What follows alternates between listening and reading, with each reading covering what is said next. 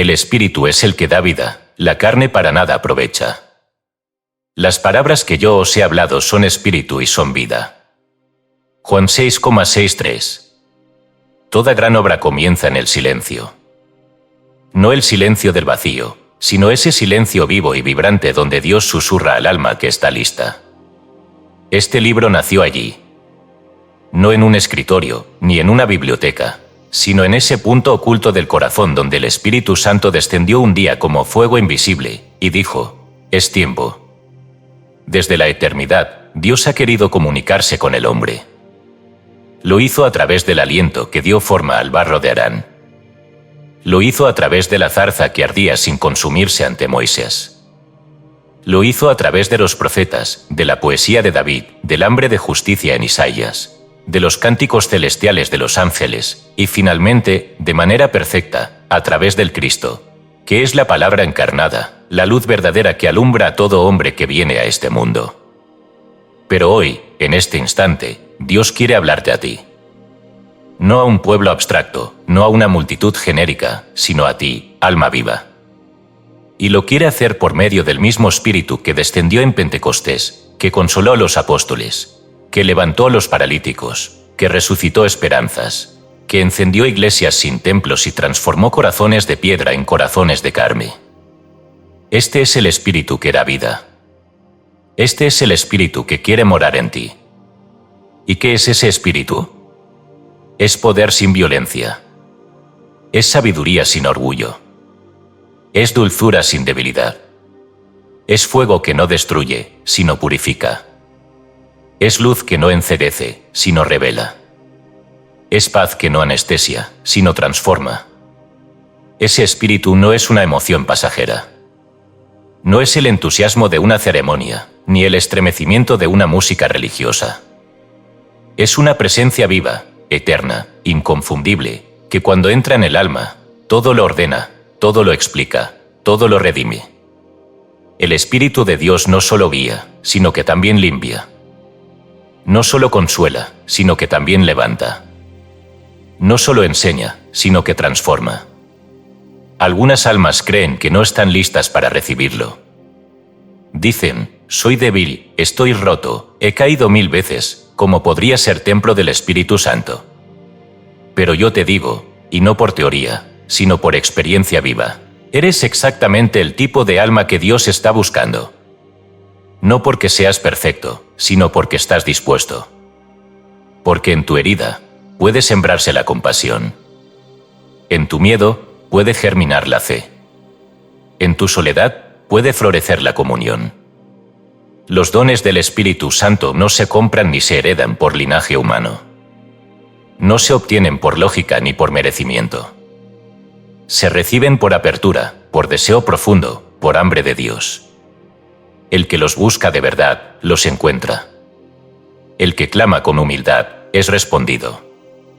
El que dice desde lo más hondo de su ser: Señor, entra en mí, haz tu voluntad, verá abrirse las ventanas del cielo.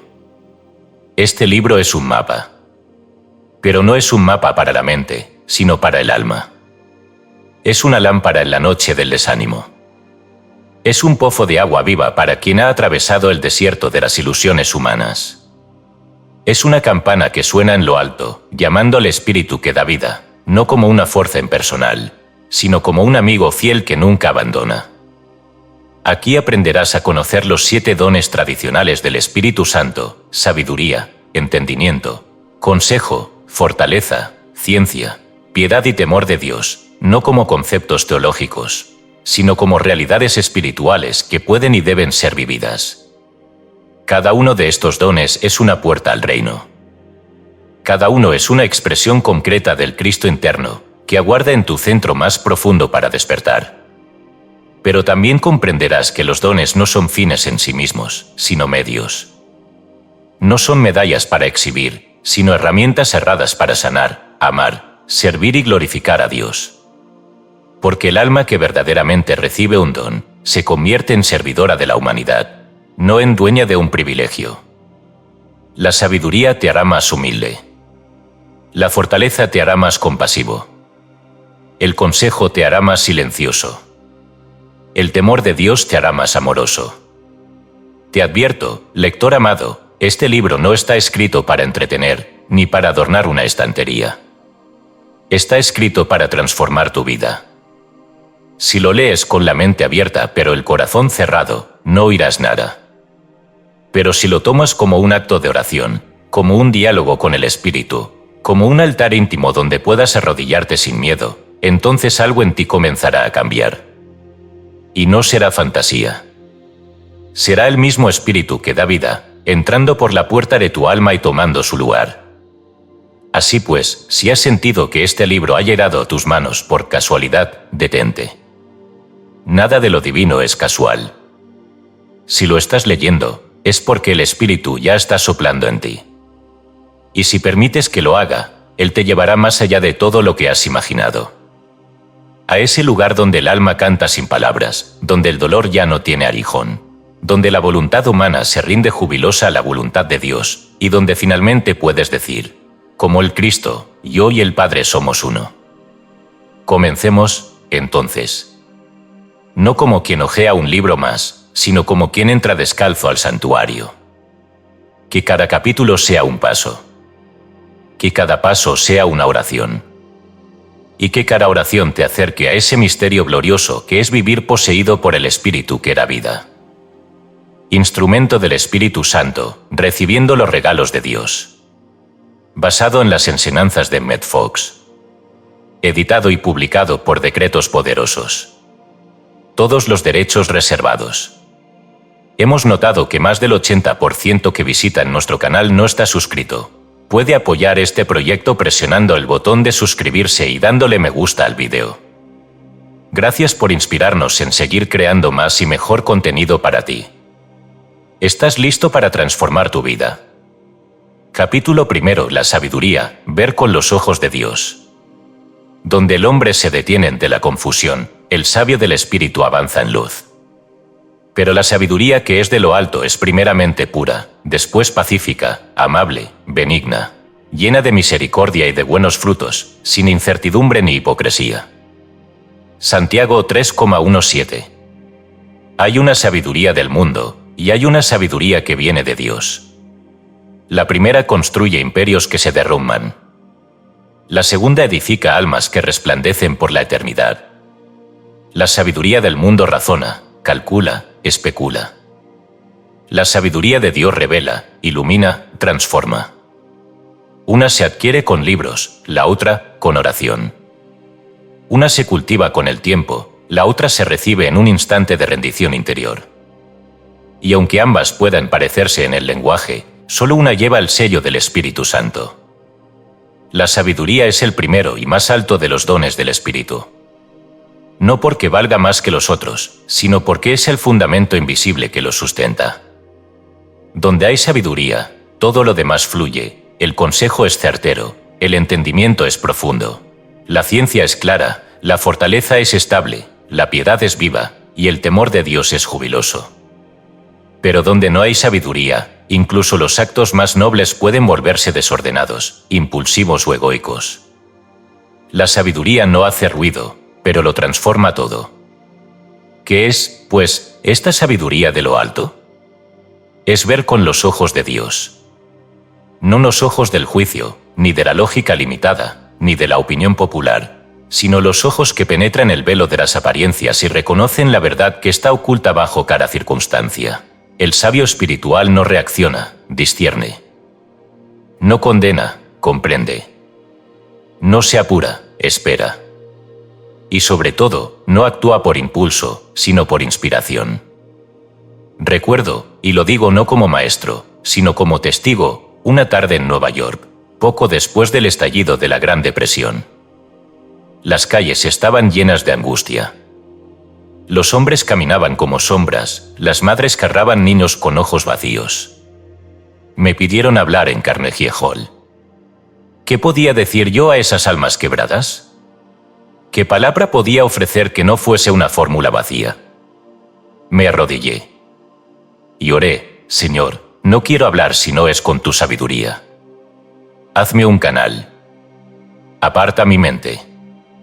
Hazme ver como tú ves. Y el Espíritu descendió. No se trató de un discurso brillante. Se trató de ver. De ver en cada oyente no a un pobre desempleado, sino a un hijo del Dios viviente. De ver en cada madre angustiada a una futura profetisa de esperanza. De ver en la noche más oscura el amanecer inminente. Esa es la sabiduría, mirar con la claridad del reino, incluso cuando afuera hay tinieblas. ¿Cómo se recibe esta sabiduría? El mundo dice, piensa más, estudia más, domina más. Pero el Espíritu dice, cállate, abre tu corazón, deja que yo te muestre. La sabiduría divina no entra por la fuerza, ni se obtiene por mérito. Entra cuando el alma se rinde. Entra cuando cesan los argumentos. Entra cuando uno dice de verdad, no sé. Entonces, algo se abre. Una especie de espacio cerrado en el centro del alma. Allí, una voz suave y firme comienza a hablar. No habla al oído, sino al corazón. No grita, pero suena más fuerte que el ruido del mundo. Y esa voz comienza a enseñar. Te muestra el propósito oculto detrás de un fracaso. Te revela el valor escondido en una enfermedad. Te da paz donde antes había ansiedad. Y lo más maravilloso es que todo esto ocurre sin esfuerzo mental. No se trata de comprender intelectualmente, sino de saber con una certeza que no necesita pruebas. ¿Cómo actúa la sabiduría en la vida práctica? Una mujer me escribió una vez diciendo, mi esposo me ha traicionado, ¿qué debo hacer? Mi corazón está roto, pero mis hijos necesitan estabilidad. Todos los consejos humanos eran contradictorios, unos le decían que se marchara, otros que perdonara, otros que luchara. Yo oré por ella. Y el Espíritu me mostró que no debía decirle qué hacer, sino cómo ver.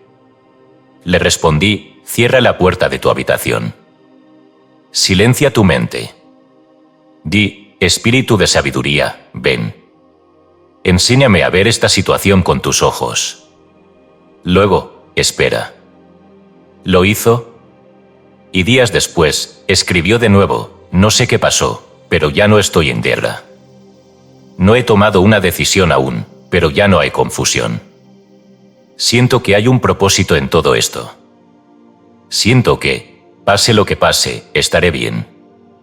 Eso es sabiduría. No una receta externa, sino una visión interior. Y cuando esa visión se instala en el alma, la vida entera se reordena. Ya no somos hojas arrastradas por el viento de los acontecimientos, sino ramas sólidas de un árbol eterno que crece en la presencia de Dios. ¿Cómo cultivar este herón? Primero, con humildad. La sabiduría no habita en almas orgullosas. El que cree saberlo todo, se cierra. El que reconoce su necesidad, se abre. Segundo, con oración. No una oración ansiosa, sino una oración de apertura. Padre, dame tu sabiduría. Enséñame a ver como tú ves. Que no juzgue según las apariencias, sino con justo juicio. Haz de mí un instrumento de tu verdad. Tercero, con silencio. El alma que está siempre hablando, discutiendo, proyectando, no puede oír la voz de la sabiduría. Hay que hacer silencio. No solo en los labios, sino en la mente. Incluso unos minutos de silencio verdadero cada día abren una puerta que ningún poder humano puede abrir. Cuarto, con confianza. La sabiduría viene, aunque al principio parezca que no. Es como la luz del alba, no llega con estruendo, sino con una claridad que va ganando terreno. Y un día, sin saber cómo, te descubres respondiendo con calma, viendo lo que antes no veías, diciendo palabras que tú mismo no imaginabas tener. Reflexión de cierre. Cierra los ojos ahora. Respira profundo. Y repite conmigo esta oración. Espíritu Santo, fuente de toda sabiduría, haz que mis ojos vean como los tuyos, que mi mente se alinee a tu verdad, que mi corazón no tema lo que no entiende. Entra en mí como luz silenciosa. Revélame el propósito en cada paso. Que no me guíe el impulso, sino tu visión. Hoy dejo atrás mi necesidad de tener razón. Y abrazo tu sabiduría como mi única guía. Gracias, Padre, porque ya está hecho. Amén. Capítulo 2. El entendimiento, el arte de percibir la verdad oculta. Nada es lo que parece. Aquí exploramos cómo el espíritu abre los ojos interiores para interpretar la vida según el diseño celestial. El hombre natural no percibe las cosas que son del Espíritu de Dios, porque para él son locura, y no las puede entender, porque se han de discernir espiritualmente. 1 Corintios 2:14. El hombre común mira y juzga. Ve lo externo, lo evidente, lo superficial. Mira el rostro de otro y cree conocer su alma. Escucha palabras duras y cree haber oído la verdad. Ve un fracaso y cree que todo ha terminado. Pero el alma despierta sabe algo más, nada es lo que parece. El entendimiento, segundo don del Espíritu Santo, es la luz que permite ver detrás del velo, debajo del dolor, dentro de las apariencias. Es el don de ver la historia espiritual que se oculta bajo los hechos visibles. Y ese don es esencial si queremos caminar con Dios sin extraviarnos. El entendimiento no es una función del intelecto. No se trata de razonar bien, ni de sacar conclusiones lógicas. El entendimiento espiritual es una percepción que viene del alma, y que solo se activa cuando el espíritu ha entrado en ella. Es un nuevo sentido, como una vista que antes no se tenía. Es ver la raíz mientras el mundo ve la hoja. Es reconocer el fruto aún antes de que brote la flor. Una vez, un joven vino a mí lleno de angustia. Había perdido su empleo, su novia lo había dejado, su salud estaba deteriorada. Todo a su alrededor parecía desmoronarse. Él, desesperado, me dijo: todo está contra mí. Dios me ha olvidado. Lo miré. Oré en silencio. Y el espíritu me susurró: dile qué están haciendo. Le tomé la mano y le dije: no estás cayendo, hijo. Estás siendo sembrado. Se echó a llorar. No entendía. Pero su alma sí. Semanas después, sin buscarlo, fui llamado a un nuevo empleo, muy superior al anterior. Poco después, volvió a amar con mayor profundidad. Su cuerpo sanó lentamente. Y un día me escribió: ahora veo que todo lo que perdí eran cosas que me impedían crecer. Gracias por enseñarme a mirar más allá. Eso es entendimiento. ¿Qué hace falta para recibir este don? Primero, el reconocimiento de que hay una realidad más allá de lo aparente. El mundo ha adiestrado nuestros sentidos para creer solo en lo visible. Pero el alma sabe que lo visible es apenas la cáscara. Detrás de cada pérdida, hay una bendición oculta. Detrás de cada adversidad, un diseño divino. Detrás de cada persona difícil, un maestro disfrazado. Pero no lo verás, a menos que ores por ojos interiores. Porque el entendimiento es eso, ojos interiores. Cuando Jesús curaba a los ciegos, no solo les daba visión física, sino un símbolo. Nos estaba diciendo: también vosotros sois ciegos. Perid ver. Y así, el entendimiento se vuelve súplica. No una súplica desesperada, sino una rendición humilde. Señor, no entiendo esto que vivo. Pero no quiero juzgarlo. Quiero entenderlo como tú lo entiendes. Haz esta oración y te prometo, no por vanidad, sino por experiencia, que el velo empezará a levantarse. No necesariamente verás todo de inmediato. Pero algo en tu alma cambiará. Empezarás a tener paz sin razón visible. Y eso es el primer fruto del entendimiento, paz antes de la respuesta. ¿Cuál es el efecto del entendimiento en nuestras relaciones? Sin entendimiento, no hay verdadera comunión. Solo hay juicios, malentendidos, reacciones. Pero cuando el Espíritu abre tus ojos interiores, empiezas a ver al otro como Dios lo ve. Ya no te afecta su agresividad, porque ves su miedo. Ya no te escandaliza su ego, porque ves su herida. Ya no te sientes superior, porque ves en ti los mismos errores. Y entonces amas, no por obligación, sino porque has entendido. El entendimiento nos libera del resentimiento. Ya no cargamos rencores porque reconocemos que todos están luchando con algo que no conocemos. Nos volvemos pacientes, compasivos y, sobre todo, discernidores. No confundimos la debilidad con la maldad, ni la firmeza con dureza. Empezamos a vivir con los ojos del alma despierta. ¿Cómo se cultiva el entendimiento? Hay 3 llaves. 1. La contemplación. No saltes a conclusiones. Contempla. Mírale el rostro a la vida. Pregúntale al espíritu, ¿qué me estás enseñando aquí? 2. El no juicio. Mientras juzgues, no entenderás. El juicio encierra. El entendimiento abre. Entrégale a Dios tu necesidad de catalogar todo como bueno o malo. Simplemente observa en silencio y espera la luz. 3. La humildad del aprendiz. El entendimiento no entra en los sabios de este mundo, sino en los que se hacen como niños. El que cree saberlo todo, cierra la puerta. El que reconoce que no sabe, la abre. Una mujer vino a mí, furiosa con su hermana. Me dijo, es egoísta, siempre me manipula. No puedo más. Le dije suavemente, has orado para entenderla. ¿Entenderla? ¿Para qué? Porque si la entiendes, dejarás de sufrir. Días después, volvió. Había orado. Había visto. Descubrió que su hermana repetía patrones de abandono desde la infancia. Comprendió que no era maldad, sino miedo. Y me dijo, no apruebo lo que hace, pero ya no me duele. La perdoné. Eso es entendimiento, perdón sin esfuerzo, fruto de ver más allá. ¿Cuál es el propósito espiritual del entendimiento? Que podamos alinearnos al diseño de Dios. Toda vida tiene un mapa divino. Cada evento, incluso los más dolorosos, tiene un propósito escondido. Pero solo quien entiende puede caminar ese mapa sin tropiezos innecesarios.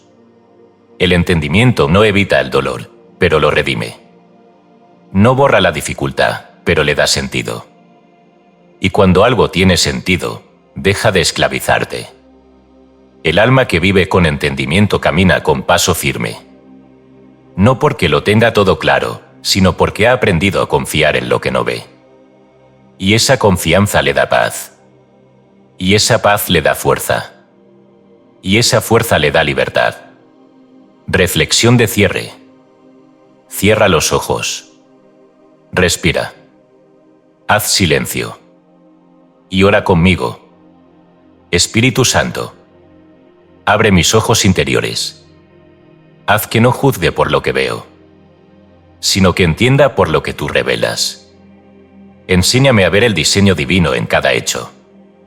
El alma herida detrás de cada gesto duro. La luz oculta en cada sombra. Yo me rindo a tu enseñanza. No quiero más reacciones vacías, sino comprensión viva. Que mi entendimiento sea tuyo. Que mi juicio cese. Que tu verdad resplandezca. Hoy, Señor, elijo ver como tú ves. Amén. Capítulo 3. El consejo, el silencio que habla. Cuando el mundo exige decisiones, el alma guiada por el consejo divino camina con firmeza. Este capítulo enseña cómo distinguir la voz del espíritu de las voces del miedo. Te haré entender, y te enseñaré el camino en que debes andar, sobre ti fijaré mis ojos. Salmo 32:8. En un mundo apresurado, saturado de opiniones, de voces externas e internas que claman por ser escuchadas, como saber cuál camino tomar. Como decidir con paz, actuar sin vacilación, hablar sin herir, callar sin miedo. Estas son preguntas que toda alma se formula cuando se halla ante encrucijadas, grandes o pequeñas. Y la respuesta no viene del razonamiento humano, sino de un don divino, el consejo. El consejo no es consejo humano. No es un buen consejo, ni un consejo sabio, ni una sugerencia prudente. Es algo infinitamente más alto, es la dirección precisa del Espíritu Santo, dada al alma en el momento oportuno, con la claridad y firmeza que solo el cielo puede dar. El consejo no solo dice qué hacer, sino cómo, cuándo y con qué espíritu hacerlo. Es, verdaderamente, el silencio que habla. Hay decisiones que el intelecto no puede resolver. Hay momentos en que las opciones se presentan tan similares en apariencia, o tan turbias, que cualquier lógica parece insuficiente. Allí es donde entra el consejo del Espíritu. No viene con estruendo, ni con argumentos. Viene como una certeza dulce y poderosa, nacida en la cámara secreta del alma, y que dice, este es el camino. Anda por él. ¿Qué es entonces el consejo divino? Es la capacidad de escuchar la voluntad de Dios para ti, en tu situación concreta, y seguirla con paz. No es adivinación. No es consultar señales externas. Es discernimiento espiritual encarnado en acción. Es la aplicación viviente del entendimiento y la sabiduría. Cuando estos dones te hacen ver y comprender, el consejo te hace actuar. He visto muchas almas paralizadas ante decisiones importantes. Algunas ayunan, otras consultan amigos, otras hacen listas de pros y contras, pero siguen sin moverse. ¿Por qué? Porque no han hecho silencio interior. El ruido de las emociones, de los temores, de los deseos, de los recuerdos, ahoga la voz del consejo. Esa voz no grita, susurra. ¿Cómo distinguir la voz del espíritu de las voces del miedo? La voz del miedo te apura. Te presiona. Te amenaza con consecuencias. Te dice, si no decides ahora, lo perderás todo. La voz del espíritu es paciente. No apura, pero no vacila. No amenaza, pero no duda. Habla con una suavidad que lleva paz y con una firmeza que disuelve las alternativas falsas. El miedo fragmenta, el espíritu integra. El miedo confunde, el espíritu aclara. Recuerda, Dios nunca te habla desde la urgencia, sino desde la eternidad. Si algo es para ti, no se perderá porque tomes tiempo para orar. Pero si algo no es tuyo, tomarlo sin consejo traerá angustia, por más razonable que parezca. ¿Qué debo hacer cuando no sé qué hacer? Haz lo contrario a lo que el mundo haría, detente. No decidas nada hasta hacer silencio. No actúes desde la ansiedad. Entra en tu habitación interior. Cierra los ojos. Pon las manos sobre tu corazón. Y di: Espíritu Santo, tú que eres el consejo perfecto, muéstrame el camino. Silencia mi ego. Aquieta mi miedo. Y háblame como solo tú sabes hacerlo. No exijas una respuesta inmediata. Espera. Si al principio no escuchas nada, repite la oración los días que sean necesarios. El consejo vendrá. No como una voz fuerte, sino como una certeza tranquila. Un impulso lleno de paz. Una inclinación interior firme, sin ansiedad. Cuando lo sientas, síguelo. ¿Qué pasa si me equivoco creyendo que era la voz del Espíritu? Todos estamos aprendiendo. A veces el ego se disfraza de inspiración. Pero aún en esos errores, Dios trabaja. Si tu intención fue pura, Él redimirá tu paso. No temas equivocarte. Teme no aprender. El consejo se perfecciona en la práctica. Cuanto más oras y obedeces, más claro se vuelve. Es como afinar un instrumento, cada decisión correcta ajusta la cuerda del alma. He visto almas aprender a reconocer esa voz con precisión milagrosa. Personas que antes dudaban de todo, terminan guiadas con exactitud incluso en decisiones complejas, mudanzas, rupturas, vocaciones, llamados. ¿La clave? Escuchar en el silencio. Ejercicio espiritual para abrirte al don del consejo. 1. Cada mañana, antes de hablar con el mundo, habla con Dios. 2. Pregunta: ¿qué quieres que haga hoy? ¿Dónde debo ir? ¿A quién debo llamar? 3. Y guarda 3 minutos de silencio absoluto tras cada oración. 4. Si sientes paz al pensar en una acción, y si esa paz se mantiene al cabo de horas o días, probablemente es consejo. 5. Si algo te inquieta, te apura o te cierra, espera. El espíritu no obra en la oscuridad ni en el apuro. El consejo en las decisiones pequeñas. Dios no solo quiere guiarte en los grandes pasos, también en los cotidianos. ¿Qué decirle a ese amigo que sufre? ¿Cómo reaccionar ante una injusticia? ¿Cuándo guardar silencio? ¿Cuándo ofrecer ayuda? Allí también actúa el don del consejo. Una mujer me confesó que había aprendido a consultar al espíritu, incluso antes de responder una carta o hacer una compra. Y cada vez que lo hacía, decía sentir una fuerza invisible que la guiaba hacia el bien. Me dijo, ahora ya no actúo nunca sin haber hecho silencio primero. Ya no confío en mi reacción. Confío en su dirección. Eso es vivir en consejo. No vivir por instinto humano, sino por inspiración divina. ¿Cuál es el fruto del consejo? El fruto es la paz profunda que viene tras la acción.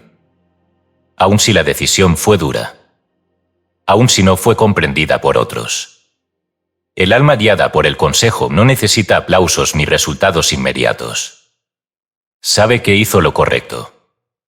Y eso basta. El consejo no siempre conduce al camino más fácil, pero siempre conduce al más elevado. Y ese camino, aunque estrecho al principio, se ensancha con gozo a medida que se camina. Reflexión de cierre. Haz silencio. Respira. Y ora conmigo. Espíritu Santo. Fuente de consejo eterno. Entra en mi mente. Aquieta mi corazón. Endereza mis pasos. Enséñame a decidir desde tu sabiduría. Y no desde mi miedo. Que no me mueva el orgullo. Ni el apuro, ni la opinión de otros. Sino tu voz serena y firme. Hoy me entrego a tu dirección. Tómame de la mano. Y guíame como a un niño. Porque en ti confío. Porque tú ves el camino entero. Y yo solo quiero andar contigo. Amén.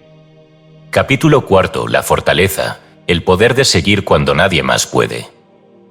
No es resistencia, es presencia. Fortaleza espiritual es la gracia que se mantiene en pie cuando todo lo demás cae. Aquí se enseña a invocarla, a desarrollarla, a vivirla. El Señor es mi luz y mi salvación, ¿a quién temeré? El Señor es la fortaleza de mi vida, ¿de quién he de atemorizarme? Salmo 27.1. Hay un momento en la vida de todo ser humano donde el suelo se quiebra. Una pérdida inesperada, una enfermedad, una traición, un silencio que se prolonga más allá de lo tolerable. En ese momento, los discursos fallan. Las fórmulas aprendidas no sirven. La mente vacila. Las fuerzas físicas se agotan. El alma siente que ya no puede más. Y sin embargo, algunos siguen. No por terquedad. No por orgullo. Siguen porque han encontrado o han sido encontrados por un poder más grande que ellos. Un poder que no es humano. Un poder que no viene de los músculos ni de la voluntad consciente. Un poder que viene del espíritu. Ese poder se llama fortaleza, y es uno de los dones más silenciosos y gloriosos que el alma puede recibir. La fortaleza espiritual no es resistir a la fuerza, sino permanecer por gracia. Es la presencia de Dios viva y activa en medio de la adversidad. Es ese poder invisible que sostiene al que ora cuando ya no quedan palabras. Es lo que permitió a los mártires cantar en medio de la hoguera. Es lo que hizo que Jesús dijera, Padre, perdónalos, cuando lo estaban crucificando. Es lo que hace que tú, que has sido golpeado por tantas cosas, estés aún aquí leyendo estas líneas, buscando, creyendo, esperando.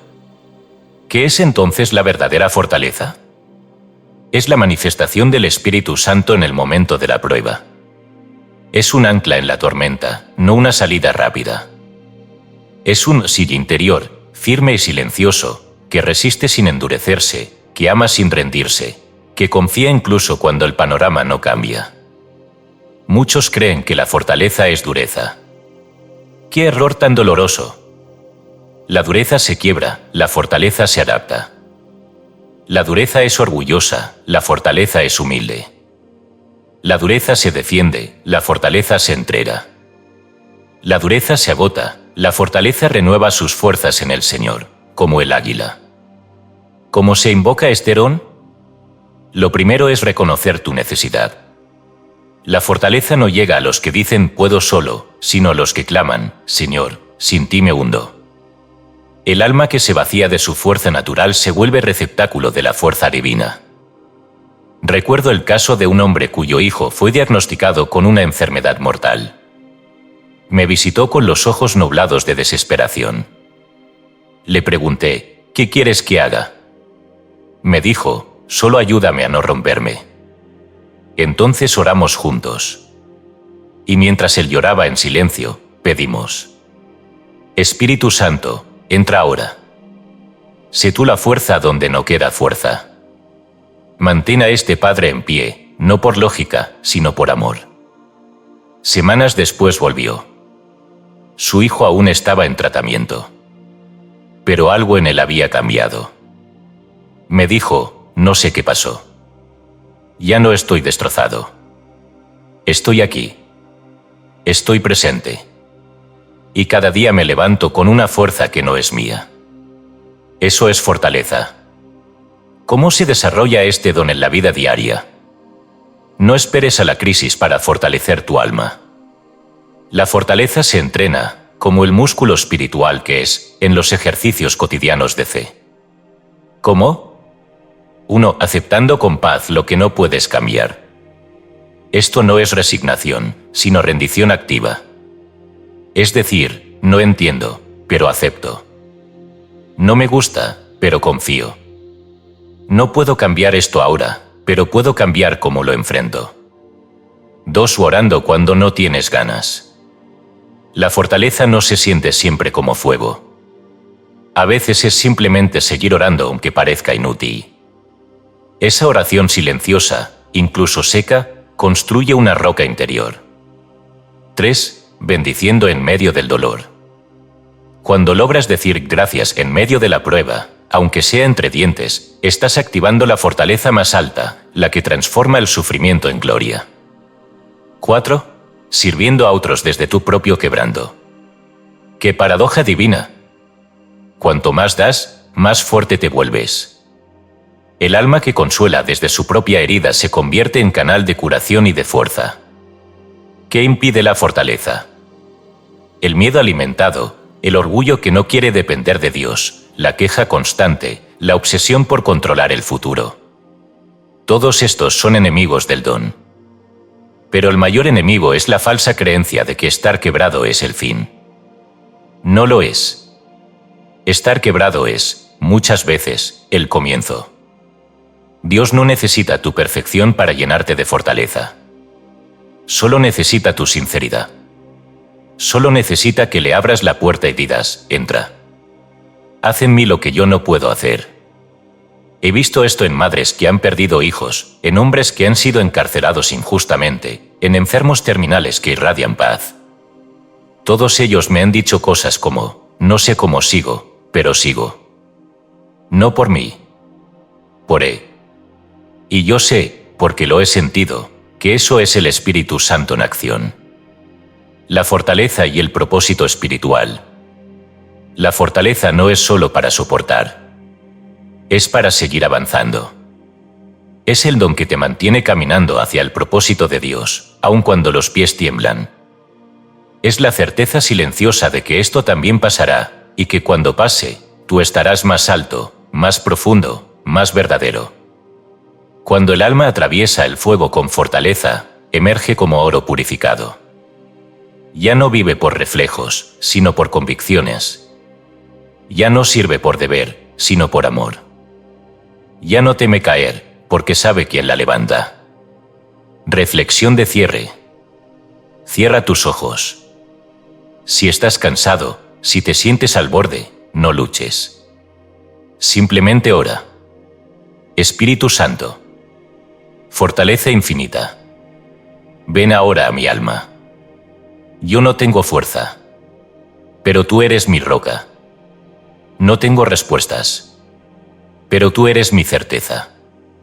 No tengo más voluntad, pero tú eres mi fuego. Quédate en mí. Vive en mí. Camina en mí. Y cuando ya no pueda seguir, llévame en tus alas. M. Capítulo 5. La ciencia. Conocer a Dios en todas las cosas.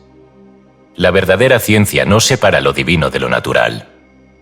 Este capítulo enseña cómo ver a Dios en cada átomo, en cada ley, en cada fenómeno.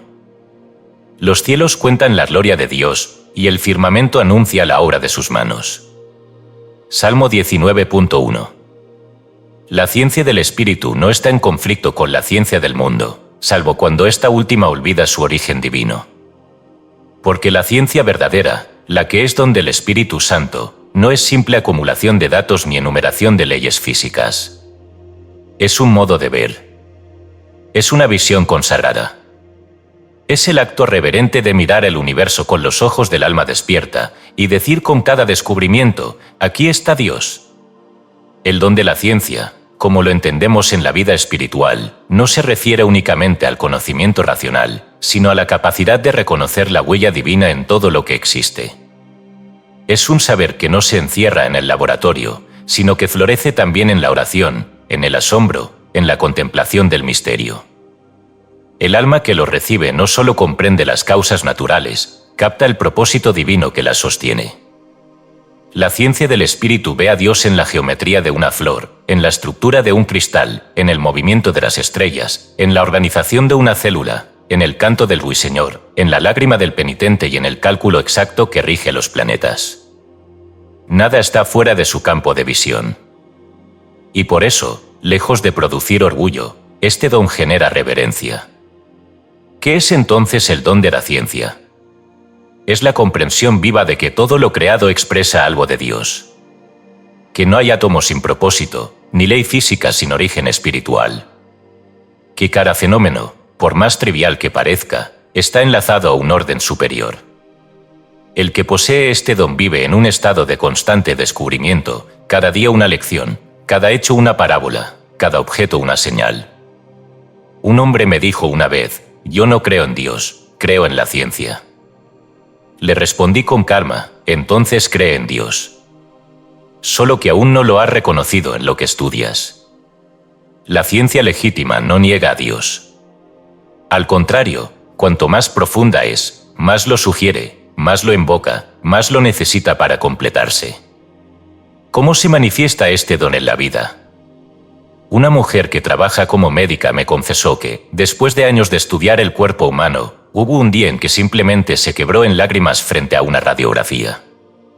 Vi el milagro, me dijo. Vi cómo todo está hecho para sostener la vida. Vi que la inteligencia de Dios está en cada órgano, en cada conexión. Y desde entonces, ya no opero por técnica. Opero orando. Eso es ciencia espiritual. Una técnica convertida en altar. Una profesión convertida en ministerio. Un granjero, sin haber ido a la universidad, me dijo una vez, yo sé cuándo lloverá. Lo siento en las hojas. Ellas me hablan. Y no hablaba en metáforas. Hablaba con la precisión del que ha aprendido a leer el lenguaje de Dios en la naturaleza. ¿Cómo se cultiva este don? 1. Observa con reverencia. Cada día, mira a tu alrededor como si todo te hablara de Dios. Porque así es. La ciencia espiritual comienza en el asombro. Una hoja, un copo de nieve, un reflejo de sol, todos son epístolas sin palabras. 2. Se pregunta siempre, ¿qué me quiere enseñar esto? Porque todo fenómeno, todo hecho, tiene un mensaje para el alma. Una avería mecánica puede enseñarte paciencia. Un cambio climático, humildad. Una enfermedad, desapego. Una cura inesperada, gratitud. 3. Une tu razón a tu fe. La ciencia sin fe es arrogancia. La fe sin ciencia puede volverse superstición.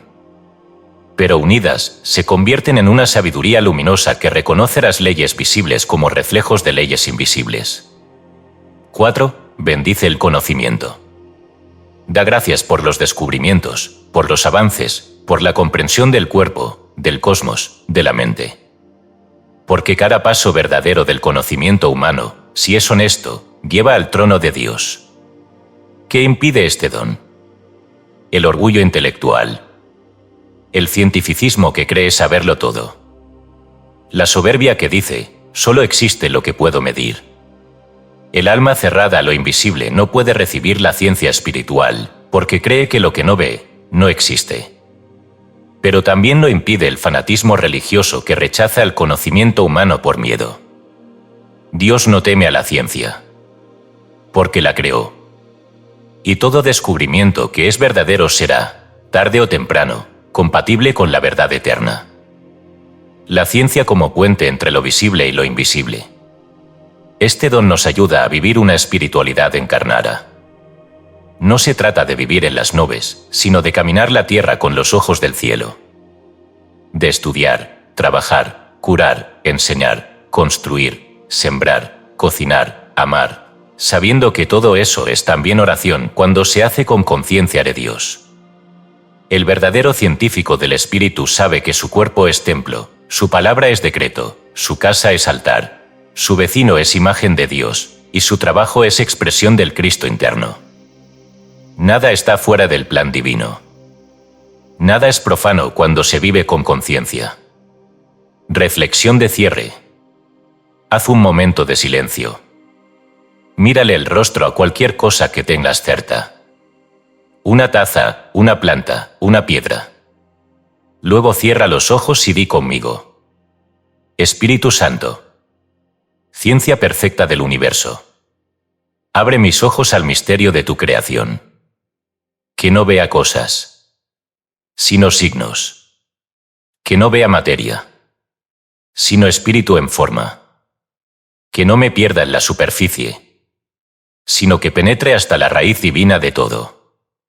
Enséñame a estudiar sin orgullo, a preguntar sin ansiedad, a descubrir sin olvidarme de ti. Yo quiero conocer a Dios en todas las cosas y ver todas las cosas en Dios. M. Capítulo 6. La piedad, la suavidad que desarma al mundo. Dulzura no es debilidad.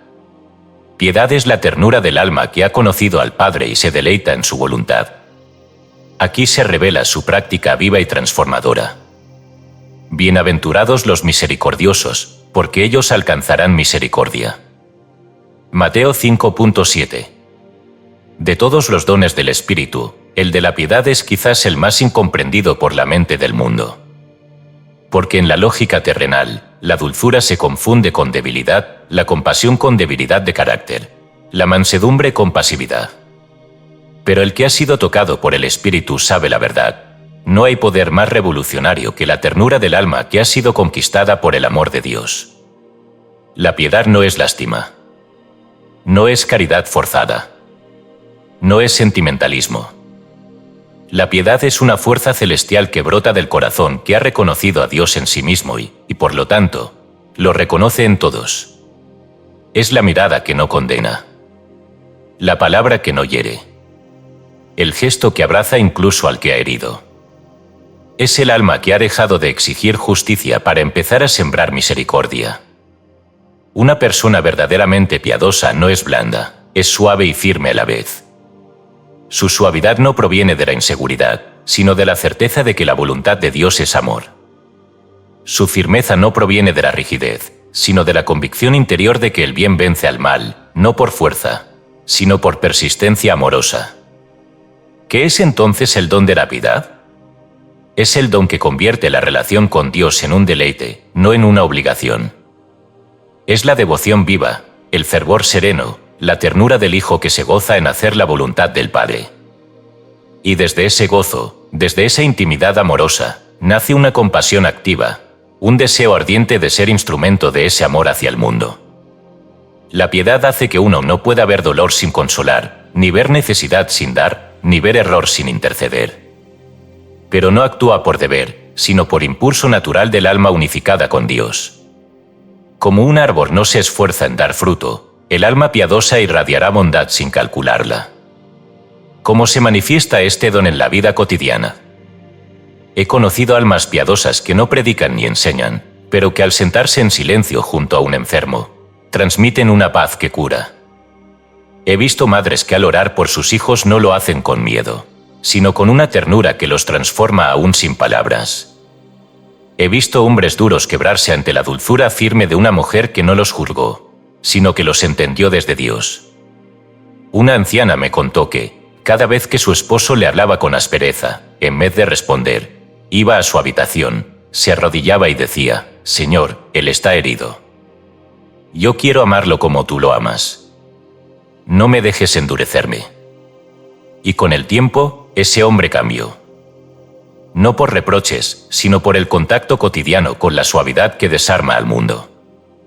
Eso es piedad, suavidad con raíz profunda. Amor con estructura. Dulzura con luz. ¿Cómo se cultiva este don? Uno comienza por tu relación con Dios. No trates a Dios como juez, sino como Padre amoroso. Cuando te deleites en Él, empezarás a deleitarte en el servicio a los demás. Si tu oración es un encuentro de amor, tu vida será una extensión de ese encuentro. 2. Cambia el juicio por bendición. Cada vez que tu mente critique, haz el esfuerzo consciente de bendecir en su lugar. Señor, bendice a esta alma, que como yo, está aprendiendo. Hazlo hasta que se vuelva un reflejo automático. 3. Practica la ternura activa. Un gesto, una palabra suave, una escucha atenta, una sonrisa ofrecida sin cálculo. Todo esto activa el don. La piedad no es teoría, es práctica diaria. 4. No permitas que la dureza del mundo endurezca tu alma. El que guarda su dulzura en medio del desprecio, se convierte en antorcha viva del Espíritu Santo. Porque el amor que no huye es el que transforma. Que bloquea la piedad. El resentimiento, el cinismo, el culto al mérito, la dureza como escudo, el miedo a parecer débil. Todos estos son mecanismos del ego herido que busca protegerse. Pero el alma que se entrega a la piedad deja de protegerse porque sabe que está protegida en Dios. He conocido personas que, tras años de frialdad, se rindieron un día a la oración sincera y dijeron: «Señor, quita de mí este corazón de piedra». Y lo que siguió fue un despertar suave pero imparable. Porque cuando la ternura divina entra en el alma, ya no hay vuelta atrás. La piedad como raíz del perdón. Este don es también la puerta del perdón verdadero. No puedes perdonar de verdad si no has sido tocado por la piedad. Cuando comprendes que tú también has sido amado a pesar de tus errores, se vuelve imposible no amar a quien se equivoca. El alma piadosa no tolera el error, pero no lo condena. Lo mira con compasión y ora para que sea disuelto por el amor. Piedad no es pasividad. Es importante repetirlo, la piedad no es debilidad ni cobardía. Jesús, el hombre más piadoso que ha existido, también fue el más valiente. Enfrentó al sistema religioso, limpió el templo, miró al hipócrita a los ojos. Pero nunca lo hizo desde la rabia. Siempre desde el amor. Porque el amor verdadero confronta, sí, pero lo hace con ternura. El fruto de la piedad. La vida se vuelve suave. No sin pruebas, pero sin dureza. La amargura desaparece. Las relaciones se sanan. La oración se vuelve deleite. El alma canta aún en el dolor. Y el mundo, que espera golpes, recibe caricias. Y en esas caricias, algo cambia. Porque el alma piadosa no necesita convencer, su sola presencia revela a Dios. Reflexión de cierre. Haz silencio. Abre las palmas de tus manos. Y ora conmigo. Espíritu Santo, fuente de toda dulzura, entra en mi corazón.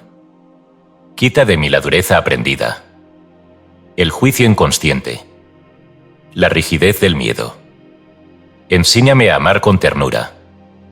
a mirar con compasión, a actuar con suavidad. Que mi oración sea gozo, que mi servicio sea música, que mi vida sea reflejo de tu infinita piedad. Amén. Capítulo 7. El temor de Dios, el fuego que purifica el orgullo. Temor no es miedo, es reverencia. Este don es la raíz de la humildad verdadera y la puerta a la obediencia jubilosa. Una exploración de su esencia y su necesidad. El principio de la sabiduría es el temor de Jehová. Buen entendimiento tienen todos los que practican sus mandamientos. Salmo 111.10. Hay palabras que han sido malentendidas, tergiversadas, maltratadas por la ignorancia y el temor humano. Una de ellas es el temor de Dios. El alma sin despertar la huye y retrocede. Piensa en castigo, en juicio, en amenaza. Cree que debe temerle a un Dios que vigila desde las alturas, buscando errores para condenar. ¡Qué mentira tan devastadora! ¡Qué distorsión tan lejana del verdadero rostro del Espíritu! El temor de Dios, como don del Espíritu Santo, no es miedo. No es terror, ni ansiedad religiosa, ni una sumisión forzada. Es, más bien, una reverencia ardiente, una actitud de asombro y reconocimiento ante la majestad divina. Es la conciencia viva de la grandeza de Dios y, al mismo tiempo, de la pequeñez del ego. No como humillación, sino como exaltación del alma que ha descubierto su verdadero lugar, no como centro del universo, sino como vaso del Eterno. El temor de Dios es el fuego que purifica el orgullo. La llama que consume la soberbia, que derrite las máscaras, que hace caer las falsas seguridades. No para humillar, sino para liberar. Porque solo cuando el ego se rinde, puede el alma levantarse en el espíritu. ¿Qué es entonces el temor de Dios? Es el despertar del alma a la presencia de lo sagrado. Es el estremecimiento dulce que se siente cuando uno reconoce que está de pie sobre tierra santa. Es saber que no se puede jugar con lo divino, que no se puede manipular a Dios, que no se puede vivir de cualquier manera cuando se ha sido llamado a una vida santa. El alma que ha sido tocada por este don no es más temerosa, sino más fiel. No vive en culpa, sino en atención amorosa. Se vuelve humilde, agradecida, obediente, no por obligación, sino por una claridad interior que dice, Él es Dios, y yo soy suyo. La diferencia entre el miedo y el temor santo. El miedo aleza. El temor de Dios acerca. El miedo paraliza. El temor de Dios ordena. El miedo esclaviza. El temor de Dios libera. Porque el miedo mira a Dios como enemigo. El temor lo ve como rey. Y no cualquier rey, el rey que se hizo siervo, el todopoderoso que lavó pies, el infinito que lloró en Getsemaní. Cuando uno comprende esto, se inclina. No por imposición, sino por amor. Porque ¿cómo no reverenciar al Dios que siendo todo, se hizo nada por amor a ti? ¿Cómo se manifiesta este don en la vida?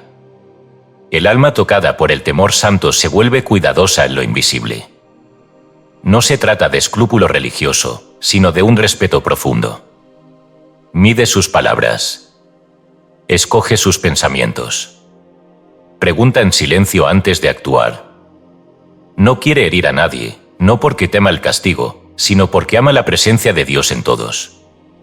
Recuerdo una mujer sencilla que, al barrer la capilla donde oraba, lo hacía como si estuviera barriendo el cielo. Me dijo, aquí habita el Espíritu. Yo barro como quien ora. Esa mujer era más teóloga que muchos eruditos. Porque vivía en temor santo. He visto también jóvenes que, al recibir una revelación interior, guardaban silencio durante días. No por miedo, sino porque comprendían que estaban pisando misterio. ¡Qué belleza! ¡Qué dignidad! ¡Qué forma de vivir! ¿Cómo se cultiva este don? Uno contempla la grandeza de Dios. Lee los salmos, observa el cielo estrellado, escucha el silencio profundo de la noche. Deja que el alma se asombre. La reverencia comienza en el asombro. 2. Reconoce tu dependencia. El orgullo se disuelve cuando uno entiende que todo lo que es, todo lo que tiene, todo lo que respira, viene de Dios. El temor santo brota cuando el alma se ve pequeña, sí, pero sostenida por una mano infinita. 3. Ora con recogimiento. No reces como quien hace un trámite. Ora como quien entra en el santuario. Que cada palabra sea incienso. Que cada silencio sea adoración. 4. Obedece con alegría. El temor de Dios lleva a una obediencia jubilosa. Ya no es tengo que, sino quiero hacerlo porque lo desea. Cuando la voluntad de Dios se vuelve tu deleite, el temor de Dios se ha encarnado en ti. ¿Qué bloquea este don? La irreverencia. La superficialidad. La religiosidad vacía. El orgullo espiritual. El alma que trivializa lo sagrado no puede ser llenada del temor santo. Porque este don requiere espacio interior, recogimiento, sensibilidad. No se manifiesta donde hay ruido, burla o vanagloria. Se manifiesta donde hay silencio, asombro y gratitud. El fruto del temor de Dios. Cuando este don florece en el alma, aparece un fruto maravilloso, la humildad verdadera. No una humildad que se lamenta ni que se oculta, sino una humildad que se goza en el lugar que Dios le ha dado. Que sirve sin mirar, que ama sin exigir, que obedece sin negociar. Y junto con la humildad, llega la obediencia luminosa. Ya no obedecemos por miedo, sino por amor. Ya no seguimos a Dios porque nos conviene, sino porque no sabemos vivir de otra manera. Porque estar fuera de su voluntad sería estar fuera del aire, fuera de la luz, fuera del sentido. Temor santo es fuego que consume el orgullo y deja en pie el altar. Reflexión de cierre. Haz silencio. Imagina que estás de pie ante el Santo de los Santos. Siente su presencia. Luego ora. Señor, Dios eterno. Hoy me postro ante tu grandeza. No vengo por miedo, sino por amor. No por temor al castigo, sino por reverencia a tu santidad. Enséñame a caminar con temblor. No de pánico, sino de asombro. Quema en mí todo orgullo. Arranca de mí la vanagloria. Haz de mi vida una ofrenda. Que respire tu majestad. Que mi alma nunca se olvide de quién eres tú y de quién soy yo en ti. Amén. Capítulo 8. El Cristo interno, fuente y meta de todos los dones. Los dones no se reciben desde afuera. Nacen del Cristo que habita en lo profundo. Aquí se expone cómo despertar esa presencia en nosotros. Ya no vivo yo, más vive Cristo en mí. Gálatas 2:20. No hay don espiritual sin una fuente viva. No hay virtud verdadera sin un centro eterno que la sostenga. Los 7 dones del Espíritu Santo que hemos venido meditando, sabiduría, entendimiento, consejo, fortaleza, ciencia, piedad y temor de Dios, no son fragmentos aislados de luz que nos llegan desde un cielo lejano. Son expresiones del Cristo que mora en lo más profundo del alma. El Cristo interno no es una metáfora ni una figura literaria. Es una realidad espiritual. Es la chispa divina que Dios ha sembrado en cada ser humano. Es el reino de Dios dentro de vosotros del que hablaba Jesús. Es el yo soy eterno, el Hijo amado, la imagen y semejanza de Dios que yace dormida en muchos, esperando el llamado de la conciencia para despertar. Cuando el alma entra en comunión con esta presencia, todo cambia. No desde afuera hacia adentro, sino desde dentro hacia todo. Los dones comienzan a florecer espontáneamente, no como logros del esfuerzo humano, sino como frutos naturales de una conexión restablecida con el ser verdadero. ¿Quién es el Cristo interno? Es el Verbo vivo en ti. Es la presencia de Dios personalizada en tu alma. No es una duplicación de Jesús histórico, sino la misma conciencia que animaba a Jesús, plantada en ti como semilla eterna. Es tu verdadero yo, no el yo pequeño que teme, desea y lucha, sino el yo espiritual que sabe, ama y confía. El Cristo en ti no tiene miedo. No duda. No juzga. No se cansa. No se enreda en la ilusión. Ve con claridad, actúa con amor, habla con verdad y vive en unidad con el Padre. Despertar a esta presencia no es volverse algo que no eres. Es recordar lo que siempre fuiste en el espíritu y que el mundo, con su ruido y sus heridas, te ha hecho olvidar. ¿Cómo se despierta al Cristo interno? No por imposición, ni por repetición mecánica, ni por mérito. Se despierta por reconocimiento, invocación y rendición amorosa. Un reconocimiento. Primero debes afirmar en lo profundo, hay un Cristo en mí. Es real. Está vivo. Aunque no lo sienta aún, creo en su presencia.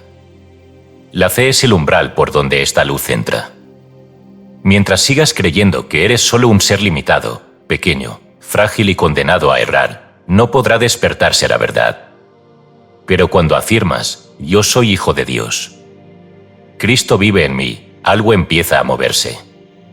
Porque ya no lo buscas afuera, sino donde verdaderamente habita, dentro de ti.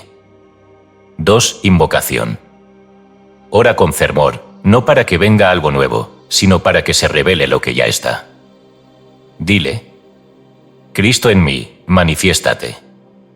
Toma el trono de mi corazón. Piensa en mí, habla en mí, obra en mí.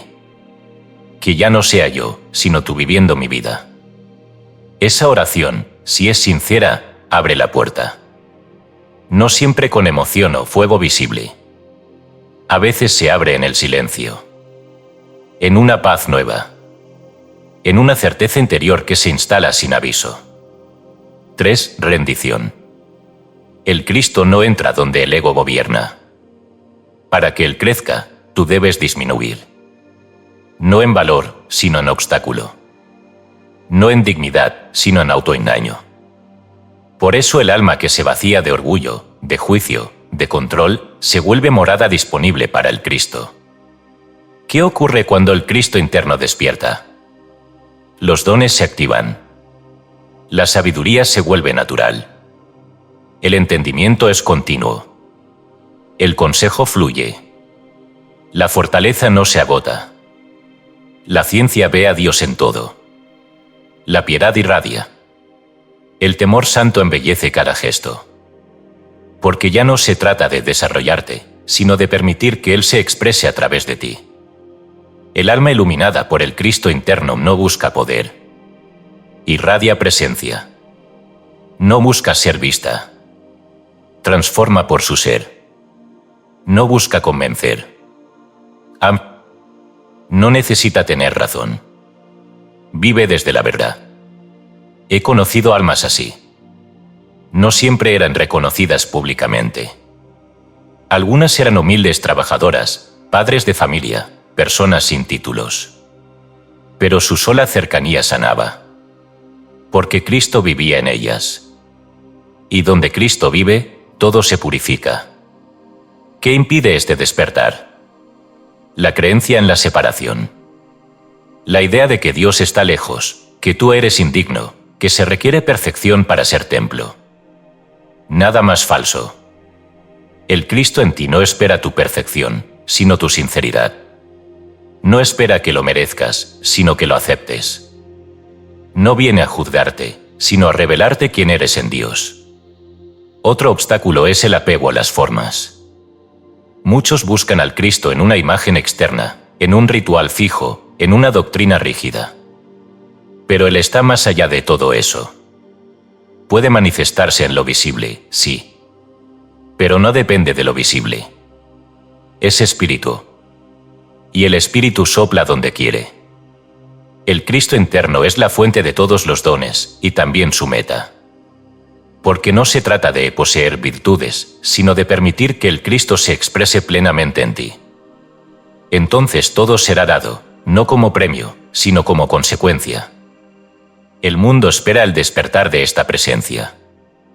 No necesita más religiones divididas, ni más discursos huecos. Necesita hombres y mujeres que vivan desde el Cristo. Que piensen con su mente, amen con su corazón, actúen con su espíritu. Y tú, lector amado, has sido llamado a eso. No a repetir oraciones, sino a convertirte en oración viviente. No a buscar fuera, sino a despertar dentro. El reino está en ti. El Cristo está en ti. Y el momento de revelarlo es ahora. Reflexión de cierre. Haz silencio. Lleva tus manos al corazón. Respira hondo. Luego di conmigo. Cristo en mí. Luz eterna. Vida verdadera. Amor encarnado. Despierta. Yo te reconozco. Yo te invoco. Yo me rindo. Ya no quiero vivir desde mi ego. Desde mi temor. Desde mi pasado. Vive tú en mí. Piensa tú en mí. Ama tú en mí. Guía tú mis pasos. Hoy me declaro morada tuya. Y bendigo a todo el que me mire. No por mí, sino por ti. Amén. Capítulo 9. Los obstáculos al espíritu, miedos, orgullos y resistencias. No basta querer los dones, hay que limpiar el templo interior. Este capítulo identifica y desmantela los grandes enemigos del Espíritu Santo en el alma humana. ¿No sabéis que sois templo de Dios, y que el Espíritu de Dios mora en vosotros? 1 Corintios 3:16. El Espíritu Santo desea habitar en ti. Desea expresarse a través de ti. Desea conducirte a una vida plena, luminosa, poderosa. Pero el Espíritu no irrumpe, no invade, no se impone. Él espera. Es la presencia más delicada, más pura, más respetuosa que existe. Y por eso, aunque su deseo sea llenarte de dones, de luz, de paz, hay algo que puede detenerlo, tu resistencia. No basta querer los dones. No basta admirarlos. No basta desearlos en momentos de entusiasmo espiritual. Hay que preparar el templo. Y el templo no es una iglesia hecha de piedra, es el corazón del hombre. Es tu interior. Es tu alma. Cuando este templo está lleno de miedo, de orgullo, de resentimiento, de control, de juicio o de incredulidad, el espíritu no puede manifestarse libremente. No porque no tenga poder, sino porque respeta tu libertad. Y allí está la gran paradoja: Dios lo puede todo, excepto entrar donde no se le permite. Este capítulo es una llamada a la limpieza profunda, a la purificación interna. No por culpa, no por autoacusación, sino por amor a lo que pueden hacer cuando se despeja el camino. El primer gran obstáculo, el miedo. El miedo es lo opuesto al espíritu. Donde hay miedo, no hay fe. Donde hay miedo, no hay confianza, ni apertura, ni entrega. El miedo encierra, contrae, endurece. Nos hace sospechar de Dios, desconfiar del prójimo y dudar de nosotros mismos. Hay almas que oran, que meditan, que buscan, pero lo hacen con miedo. Miedo a equivocarse. Miedo a que Dios no escuche. Miedo a no estar a la altura. Miedo al juicio. Miedo a la muerte. Y ese miedo, aunque parezca piadoso, es una barrera invisible. Porque el espíritu no entra por la puerta del pánico, sino por la puerta de la fe serena. ¿Cómo se vence el miedo? Con amor. El amor perfecto echa fuera el temor, dice la Escritura. No se trata de gritar valientemente, sino de recordar que eres amado. Que no estás solo. Que el Espíritu Santo no es juez, sino consolador. Que no viene a acusarte, sino a liberarte. Cada vez que sientas miedo, no luches contra él. Míralo. Reconócelo. Y dile: no te necesito. El amor de Dios me sostiene. Hazlo cuantas veces sea necesario. Y verás cómo se disipa. El segundo gran obstáculo, el orgullo.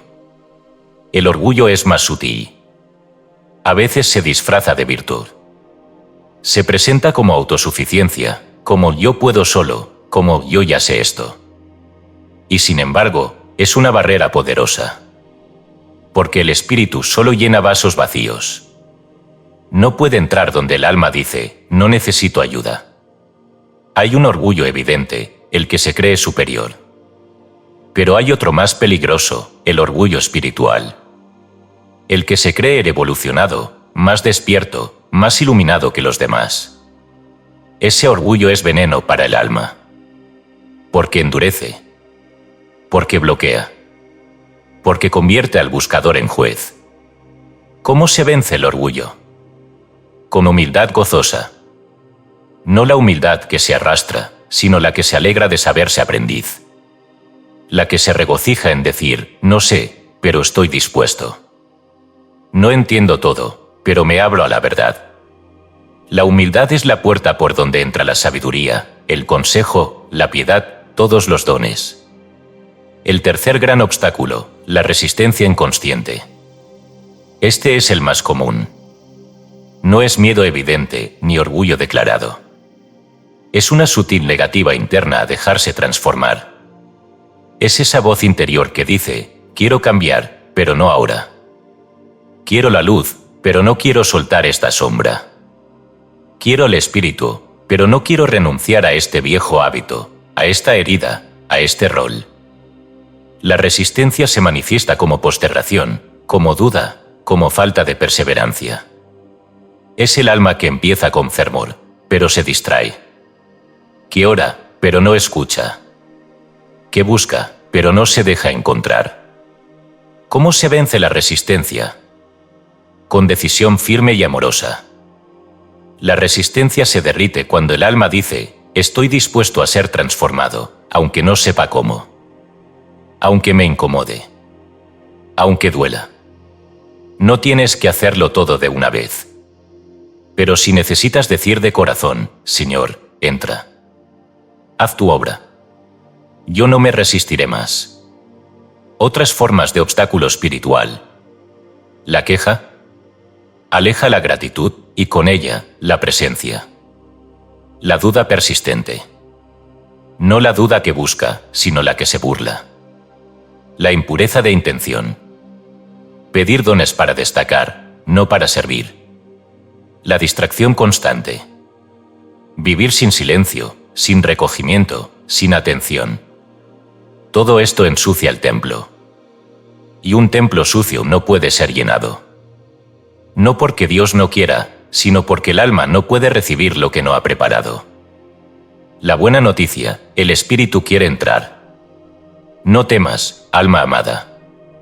No te condenes. Si has reconocido tus obstáculos, ya has dado el primer paso. Porque el Espíritu no busca perfección, busca disposición. No exige limpieza total, pide apertura. Él mismo limpiará, si tú dejas la puerta entreabierta. Él es como el sol que no exige que limpies la ventana, sino que simplemente la abras. Entonces su luz entrará, y en esa luz verás lo que necesita ser transformado. Y si lo entregas, Él lo hará. Reflexión de cierre. Haz silencio. Visualiza tu alma como un templo. Observa si hay rincones oscuros. No huyas. Mira con amor. Luego ora. Espíritu Santo, hoy te abro el templo de mi alma. Si hay miedo, disuélvelo. Si hay orgullo, derríbalo. Si hay resistencia, abrázala y transfigúrala. Yo no quiero impedir tu obra. Yo no quiero retener el pasado. Yo no quiero ser mi propio obstáculo. Ven. Limpia. Renueva. Llena cada rincón de tu luz. Y haz de mí una morada digna de tu presencia. Ya no me oculto. Ya no me resisto. Hoy digo, hágase en mí según tu palabra. Amén. Capítulo 10. Orar en el Espíritu, el canal que abre los cielos. Sin oración, no hay manifestación espiritual duradera. Aquí se enseña la oración viviente, la que pone al alma en armonía vibratoria con el Espíritu de Dios. Pero la hora viene, y ahora es, cuando los verdaderos adoradores adorarán al Padre en espíritu y en verdad, porque también el Padre tales adoradores busca que le adoren. Juan 4:23. La oración es el aliento del alma. Así como el cuerpo no puede vivir sin respirar, el alma no puede vivir sin orar. Puede sobrevivir, sí, puede resistir, puede transitar sus días en una especie de entumecimiento espiritual, pero vivir, en el verdadero sentido del espíritu, solo lo logra quien ora. Pero no cualquier oración produce este efecto. No la oración mecánica, dicha por costumbre, ni la oración temerosa que suplica desde la duda, ni siquiera la oración egoísta que pide sin alinearse con la voluntad divina. Hablamos aquí de otra clase de oración. De una oración que no es repetición, ni rito, ni fórmula vacía. Hablamos de orar en el espíritu, de orar desde el espíritu, de orar como espíritu. Y eso lo cambia todo. ¿Qué es orar en el espíritu? Es entrar en una frecuencia vibratoria donde tu alma y el espíritu de Dios resuenan al unísono. Es hablar con Dios no como quien llama desde lejos, sino como quien se reconoce dentro de Él. Es un tipo de oración que no busca convencer a Dios, sino permitir que Dios se exprese a través de ti. No se trata de pedir cosas, sino de unirse a la mente divina para recibir aquello que ya ha sido dado. Orar en el espíritu es alinearse a la verdad del reino. Es dejar de mendigar para empezar a declarar. Es dejar de quejarse para comenzar a agradecer. Es dejar de hablar como si Dios no supiera y comenzar a escuchar como quien sabe que Él ya respondió. La oración común habla. La oración en el espíritu escucha. La oración común suplica. La oración en el espíritu decreta. La oración común duda. La oración en el espíritu confía. ¿Cómo se entra en este tipo de oración? Primero, con recogimiento. Apaga los ruidos externos, sí, pero sobre todo apaga los ruidos internos. No empieces a orar con la mente llena de juicios, temores y quejas. Detente. Respira. Haz silencio. Cierra los ojos y di suavemente: estoy en la presencia de Dios. Dios está en mí. Todo lo demás puede esperar. Luego, con sinceridad. No trates de impresionar a Dios. No adornes tus palabras. No repitas fórmulas que no sientes. Habla como un niño, como un amigo íntimo, como un alma desnuda. El espíritu no necesita elocuencia, necesita verdad. Después, con apertura. Deja espacio para que el espíritu hable. No llenes el momento de oración solo con tus palabras. Guarda silencio consciente. En ese silencio puede llegar una imagen, una palabra, una sensación de paz, una dirección interior. Es el espíritu que responde. Y finalmente, con gratitud. Aún antes de ver la respuesta, da gracias. Porque si has orado en el espíritu, la respuesta ya está en camino. No importa si no la ves aún. Agradece. Porque la gratitud es la llave que sella la oración y abre el canal de la manifestación. La oración que abre los cielos no es una obligación. Es un privilegio. No es una tarea más en la agenda diaria, sino el momento más importante de tu existencia. Es el acto supremo de libertad del alma, decir sí a Dios. Decir hágase tu voluntad, no como resignación, sino como júbilo. ¿Qué produce orar en el espíritu? Produce transformación. Paz profunda. Dirección clara. Fortalecimiento interior. Apertura a los dones. Protección contra el error. Conexión viva con la voluntad divina. Y más aún, produce milagros. Porque el alma que ora en el espíritu se convierte en canal. Y cuando el canal está limpio y abierto, el cielo fluye. La enfermedad se desvanece. El conflicto se resuelve. La necesidad se cubre. No por magia, sino porque la vibración del reino ha descendido a la tierra a través de ti. La oración viviente es un canal.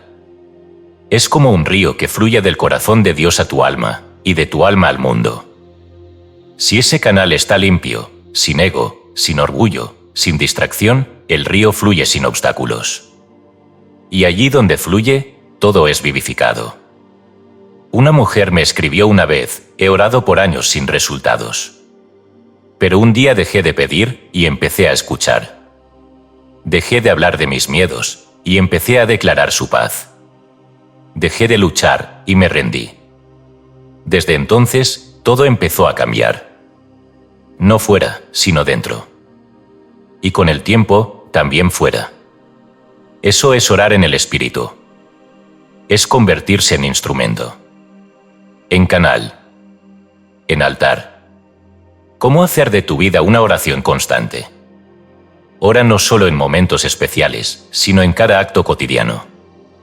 Al despertar, di: hoy oro con mis pasos. Al trabajar, di: este gesto es mi oración. Al amar, di: este abrazo es un canto al Espíritu. Que toda tu vida sea oración. No en palabras, sino en vibración. No en ritos, sino en presencia. Porque el alma que ha aprendido a orar en el Espíritu ya no necesita buscar a Dios, lo respira.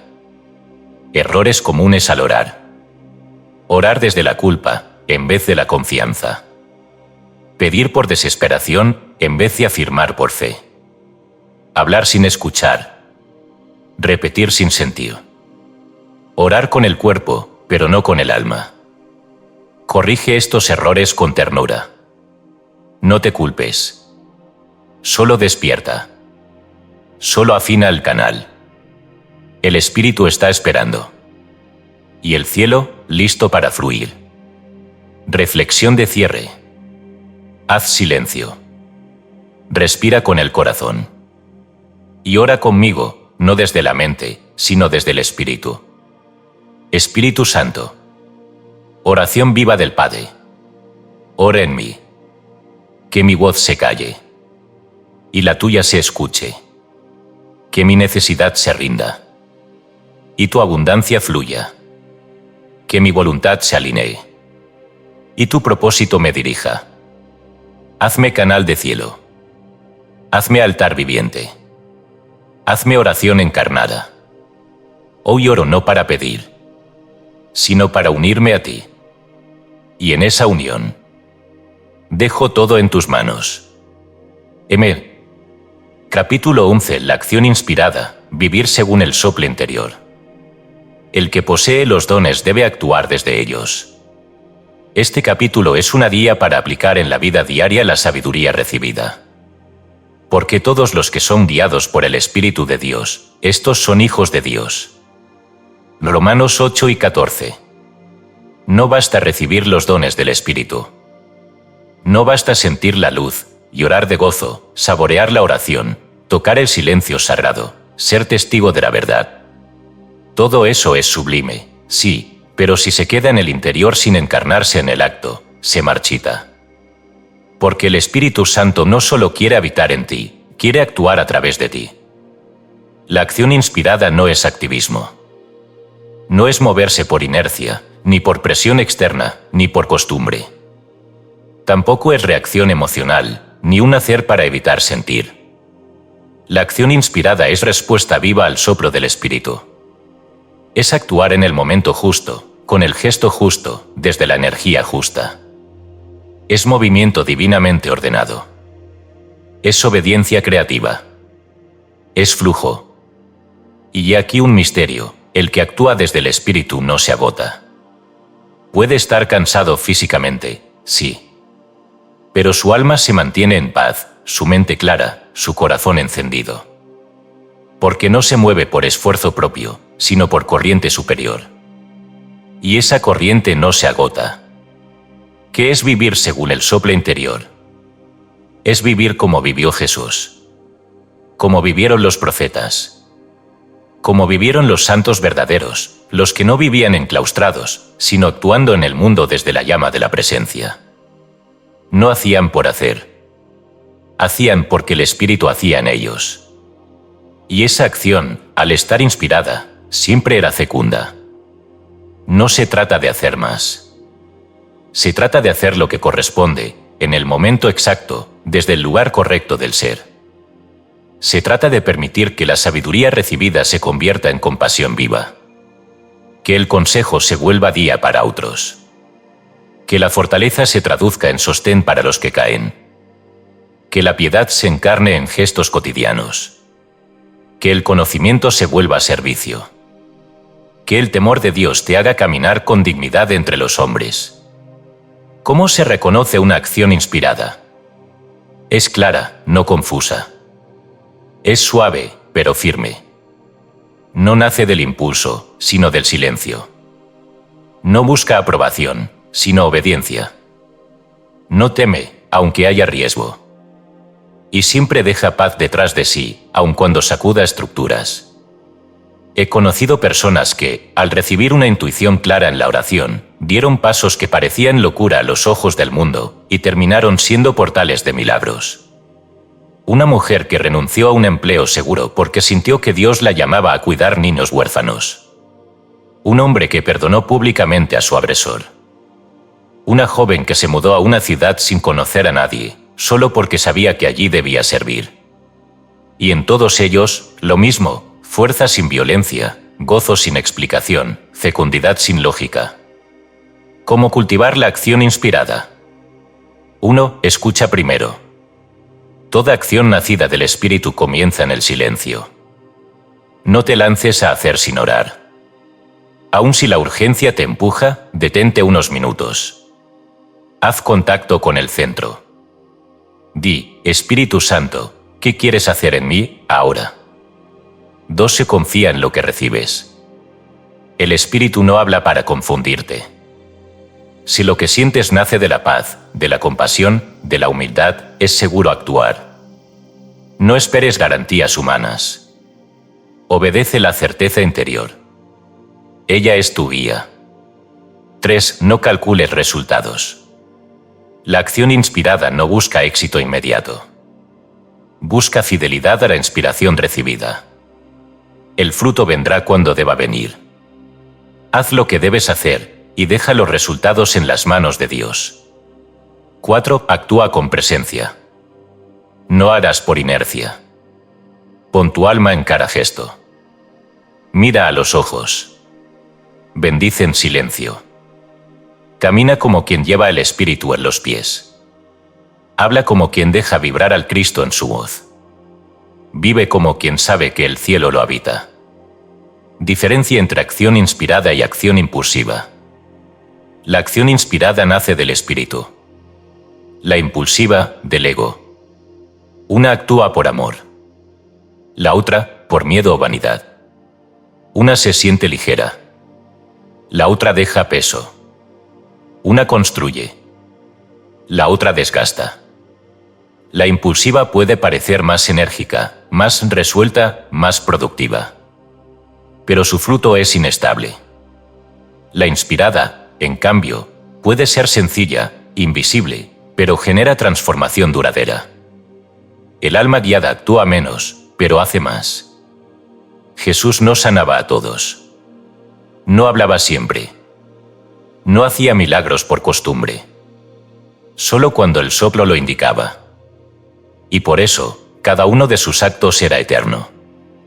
Si el Hijo de Dios mismo actuaba solo cuando sentía al Padre moverse en él, cuanto más nosotros debemos aprender a esperar, a escuchar, a obedecer. ¿Qué impide la acción inspirada? El apuro. La necesidad de controlar. La búsqueda de aprobación. El miedo a equivocarse. El deseo de destacar. La dependencia del resultado. Estas cosas deben ser soltadas, una a una, en oración. El Espíritu no obra donde hay ansiedad. Su corriente necesita canales abiertos, libres, confiados. Solo así puede manifestarse con plenitud. La acción inspirada es servicio silencioso. A veces es una palabra a tiempo. Otras, un gesto que no se nota. A veces es renunciar a algo. Otras, levantar lo caído. No hay moldes. Pero hay una constante: cuando es el Espíritu quien actúa en ti, algo en el mundo se sana. Porque tú ya no vives por impulso, sino por soplo. Ya no decides solo. Ya no haces desde el yo. Eres instrumento. Y en las manos del Espíritu, cada acción tuya se vuelve sacramento. Reflexión de cierre. Haz silencio. Pregunta al Espíritu si hay algo que debas hacer hoy. Escucha. Luego, ora. Espíritu Santo. Soplo divino. Guía mi acción. Que no me mueva por ansiedad, sino por inspiración. Que no hable desde el ego, sino desde tu verdad. Que no actúe para ser visto, sino para servir. Haz de mí instrumento tuyo. Toca el mundo a través de mis manos. Habla con mis labios. Camina con mis pasos. Hoy me declaro canal de acción sagrada. Que todo lo que haga te revele. Amén. Capítulo 12. Pruebas, transformación y madurez del Espíritu. Todo don verdadero es probado por el fuego. Este capítulo enseña cómo crecer espiritualmente sin caer en la desesperación durante las noches oscuras del alma. Amados, no os sorprendáis del fuego de prueba que os ha sobrevenido, como si alguna cosa extraña os aconteciese. 1 Pedro 4:12. El camino espiritual verdadero no es una línea recta hacia el cielo, ni una sucesión constante de éxtasis. No es un ascenso sin obstáculos, ni una paz sin desafío. Todo don auténtico, antes de poder sostenerse y multiplicarse, debe ser probado. Todo crecimiento verdadero requiere un crisol. Y todo despertar trae consigo una noche. El alma que ha recibido la luz del Espíritu, tarde o temprano pasará por la sombra. No como castigo, sino como etapa natural de maduración. No como señal de que algo ha salido mal, sino como prueba de que algo está por hacerse eterno. Las Escrituras están llenas de esta verdad. Abraham fue probado. Moisés atravesó el desierto. David fue perseguido por años antes de reinar. Elías huyó al monte en desesperación. Job perdió todo antes de comprender. Y Jesús mismo, después del bautismo glorioso en el Jordán, fue llevado al desierto para ser tentado. ¿Qué nos hace creer que no habremos de pasar por las mismas estaciones? La noche oscura no es abandono, es transformación. Es el momento en que el alma es despojada de los apoyos externos para descubrir si realmente confía en el Espíritu que la habita. Es cuando el consuelo se retira por un tiempo, no para castigar, sino para anclar la fe en lo invisible. ¿Por qué son necesarias las pruebas espirituales? Porque el alma no puede quedarse en la infancia. Porque los dones no pueden quedarse en el entusiasmo inicial. Porque la luz recibida debe ser afianzada, consolidada, purificada. Porque la fe verdadera no es la que se vive en la facilidad, sino la que se mantiene en la oscuridad. El oro se purifica con fuego. La raíz crece cuando la tierra está seca. La semilla revienta en soledad. Así también el alma. Cuando la prueba llega, es común que el alma grite, ¿dónde estás, Señor? Y el silencio puede parecer respuesta de abandono. Pero no lo es. Dios no está lejos. Está trabajando desde dentro. La transformación no ocurre en la comodidad. Ocurre en el fuego. ¿Cómo reconocer una prueba espiritual? Todo parece volverse opaco. La oración ya no consuela como antes. Las certezas desaparecen. El alma se siente sola, aún rodeada de fe. El gozo se retrae. El silencio pesa. Y sin embargo, algo en ti permanece en pie. Ese algo es el Espíritu. Porque Él no se ha ido. Solo ha bajado al sótano para encender la caldera de la transformación. ¿Qué hacer durante estas etapas? 1. No confundas prueba con fracaso. Que haya oscuridad no significa que estés mal. Puede significar que estás creciendo. La noche no niega el amanecer, lo anuncia. 2. No abandones la oración. Aunque no sientas nada. Aunque parezca inútil. Aunque las palabras se sequen en la boca. Sigue orando. Esa oración silenciosa es como la raíz que sostiene el árbol durante el invierno. 3. Recuerda las promesas. Escribe en tiempos de luz lo que has aprendido y relee en tiempos de sombra. Porque cuando el alma olvida, el espíritu recuerda. Y tus propias palabras pueden volverse maná. 4. Habla poco, escucha mucho. La noche espiritual no es momento de dispersión. Es momento de recogimiento. De silencio sagrado. De esperar al espíritu como el centinela espera la aurora. 5. Agradece incluso en la oscuridad. No por masoquismo, sino por fe. Porque el alma que agradece aún sin ver, se vuelve invencible. ¿Qué produce esta purificación? Fortaleza interior. Fe inquebrantable. Paz que no depende de circunstancias. Claridad profunda. Amor maduro. Obediencia alegre. Compasión real. En resumen, madurez espiritual.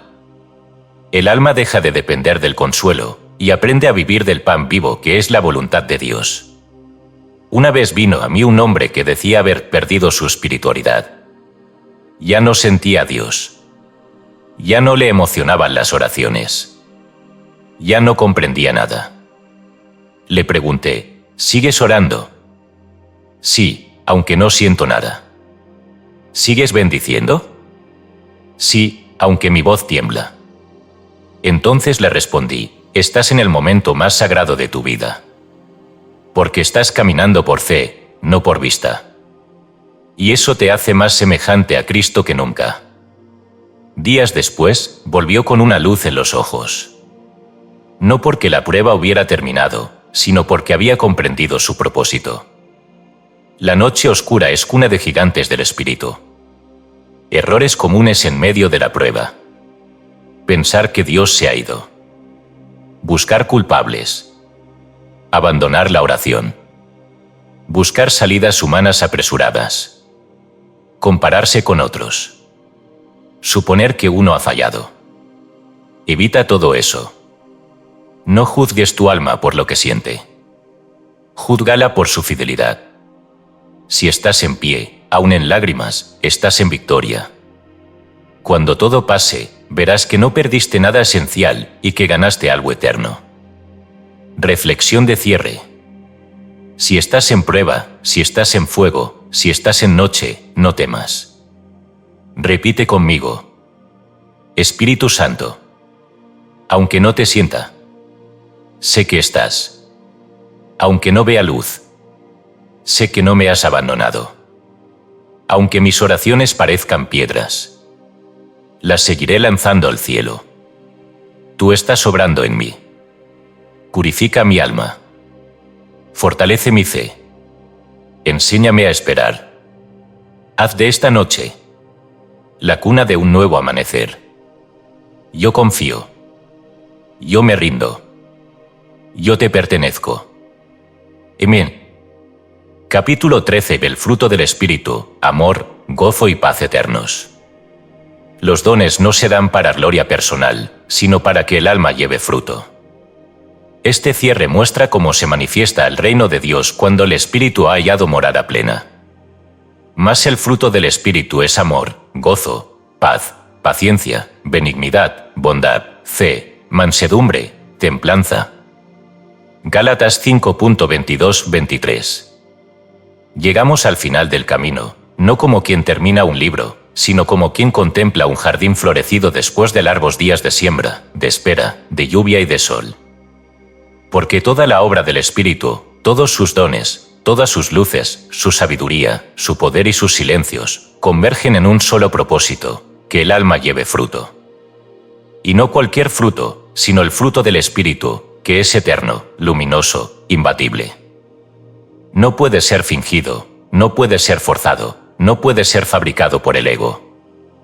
Es el resultado natural de un alma que ha cedido el trono a Dios, que ha sido cultivada en el silencio, en la fe, en la oración, y que ha permitido que el Cristo interno lo viva todo, lo transforme todo, lo irradie todo. El fruto no es espectáculo. El fruto es presencia transformadora. Una persona que ha madurado en el Espíritu no necesita hablar mucho.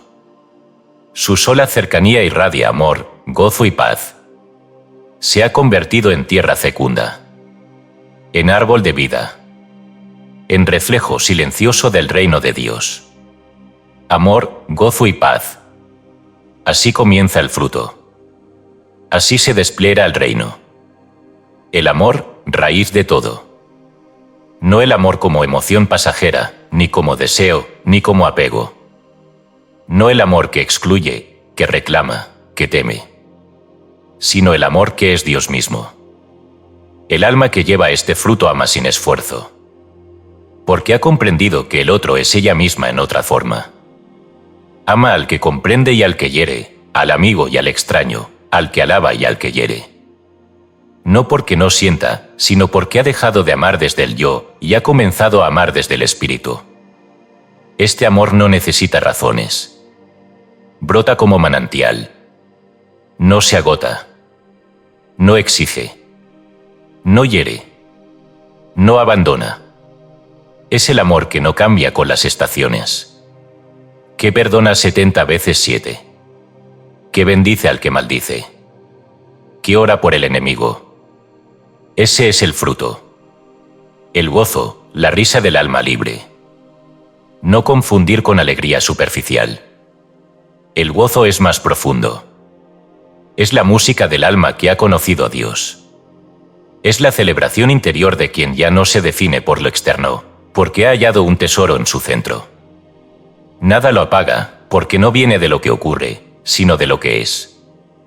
He visto almas en sufrimiento físico reír con una luz que desarma. He visto pobres cantar como reyes. He visto corazones rotos seguir amando con alegría. Ese es el gozo del espíritu. El que no se basa en tener, sino en ser. El que brota porque el alma ya no se pertenece, se sabe de Dios. La paz, el río que no deja de fluir. Paz no es ausencia de conflicto. Es presencia de Dios en medio del conflicto. La paz verdadera es ese estado interior que permanece aunque afuera haya ruido, desafío, dolor o incertidumbre. Es la confianza sólida en que todo está bien, porque Dios está obrando. Esta paz no se discute. Se vive. No se proclama. Se transmite. El que la posee se convierte en hogar para los que buscan refugio. En ancla para los que naufragan. En fuego suave que no quema, pero calienta. Y junto a estos tres, amor, gozo, paz, vienen los demás frutos. Paciencia, que espera sin rendirse. Benignidad, que trata con dulzura al más duro. Bondad, que elige siempre lo recto. Fe, que camina aún sin ver. Mansedumbre, que no necesita imponerse. Templanza, que sabe gobernarse. Todo esto no se impone desde fuera. Surge desde dentro. Y cuando brota, es señal inequívoca de que el espíritu ha hecho morada. ¿Cómo se reconoce un alma que lleva fruto? No habla de sí misma. Habla del bien. No se impone. Sirve. No convence. Irradia. No se compara. Da. No juzga. Comprende. No se angustia. Confía. Y quien se acerca a ella, aun sin saber por qué, se siente amado, comprendido, en paz. Porque el fruto del Espíritu es contagioso. Porque todo lo que crece en Dios se convierte en semilla para otros. ¿Y cuál es el mayor fruto? El Cristo formado en ti. Cuando tu pensamiento ya no nace del ego, sino de la mente de Cristo. Cuando tu voluntad no busca imponerse, sino obedecer. Cuando tus manos no retienen, sino bendicen. Cuando tus palabras no dividen, sino sanan. Cuando tu vida no se consume en quejas, sino que se convierte en ofrenda. Entonces, el reino ha llegado. No con trompetas, sino con fruto. No con espectáculo, sino con transformación. Y esa, alma amada, es la meta de este libro. No que lo termines emocionado, sino que lo vivas encarnado. Que los dones no sean ideas, sino caminos. Que el espíritu no sea una creencia, sino una presencia. Y que tú no seas solo un lector, sino un árbol sembrado junto a corrientes de agua, que da su fruto en su tiempo, y cuyas hojas no caen. Reflexión de cierre. Ahora, al llegar al fin, no digas he terminado. Di, estoy listo para comenzar. Haz silencio. Siente tu alma como tierra fértil. Y ora. Espíritu Santo. Sembrador divino. Gracias por haberme tocado. Guiado, enseñado, purificado. Hoy no te pido más dones, sino que florezcan en mí. Hoy no te pido más luz, sino que yo sea lámpara. Hoy no te pido más paz, sino que yo la encarne. Hazme fruto. Hazme árbol. Hazme semilla para otros. Que mi vida te glorifique. No con palabras, sino con amor, gozo y paz eternos. Amén.